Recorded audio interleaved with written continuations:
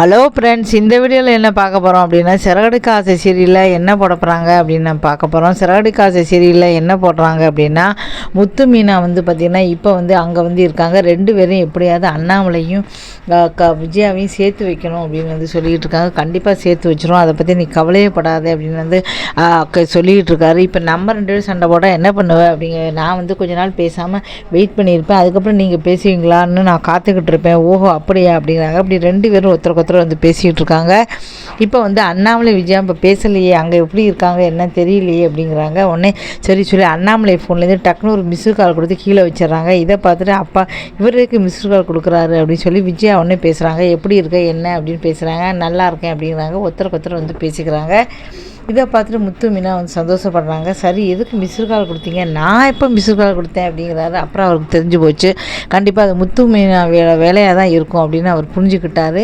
இதுக்கப்புறம் பார்த்தீங்கன்னா சரி அப்படின்னு சொல்லிட்டு நீ நல்லா சாப்பிட்டு நல்லா ரெஸ்ட் எடு அப்படி சொல்லி வச்சிடறாங்க. இதுக்கப்புறம் இவ கூட பேசினப்போ தான் எனக்கு கொஞ்சம் சந்தோஷமாக இருக்குது. என்ன பண்ணுறாலோ ஏது பண்ணுறாலோ கொஞ்சம் கவலையாக தான் இருந்தது அப்படின்னு சொல்கிறாரு.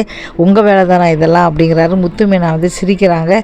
சரி சரி அப்படின்னு சொல்லிடுறாரு. இங்கே வா சொன்னாலும் கேட்க மாட்டேங்கிறா, அவள் அங்கே உட்காந்து என்ன தான் பண்ண போகிறாளோ தெரியல அப்படின்னு அண்ணாமலை வருத்தப்படுறாரு. அதுக்கப்புறம் இங்கிலீஷ் கோர்ஸில் நாங்கள் சேரணும்னு சொன்னோம்ப்பா நாங்கள், அதனால் அங்கே சேர போகிறோம், நாங்கள் நல்ல விஷயம் தான், போய் சேர்ந்துருங்க அப்படிங்கிறாங்க.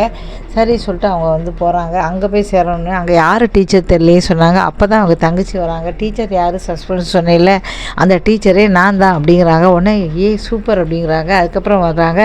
அங்கே நிறைய பேர்ட்டு இதுக்காகலாம் நீங்கள் கோச்சிங் சேர்றீங்க அப்படின்னு சொல்லி நிறைய பேர்ட்ட கேட்டுக்கிட்டு இருக்காங்க. ஒருத்தர் சொல்கிறாரு, எப்போ பாரு வெளியூர் போய்கிட்டே இருக்கேன், இங்கிலீஷே தெரிய மாட்டேங்குது, அதனால் என் மனைவி தான் என்னை சேர்த்துக்க சொல்கிறாரு அப்படி சொல்கிறாரு. முத்து சொல்கிறாரு, நானும் கார் டிரைவர் தான், எனக்கு இங்கிலீஷ் தெரிய மாட்டேங்குது, அதனால தான் நான் சேர்ந்துருக்கேன் அப்படின்னு சொல்கிறாரு. இப்படி ஒவ்வொருத்தரும் தங்களோட எக்ஸ்பீரியன்ஸை மீனா சொல்கிறாங்க.